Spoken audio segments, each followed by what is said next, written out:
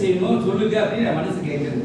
அப்ப என்னுடைய உறுப்புகளை எல்லாம் தானம் கொடுத்தவங்க எல்லாம் சந்தோஷப்படுவாங்க பாத்தீங்களா. ஆனா அந்த கண் வழியா கடையேழு வழலா நான் எது கண்டுகளிக்கணும்னு கவிதை எழுதுனேன். இதுதான் புது கவிதை. இந்த கவிதை எனக்கு மிகப்பெரிய ஒரு சந்தோஷத்தை கொடுத்தது. அதே மாதிரி விதியை மாற்று விதியும் ஒரு கவிதை. இது எப்படின்னா காமராஜர் கல்வியை கொடுத்தாரு.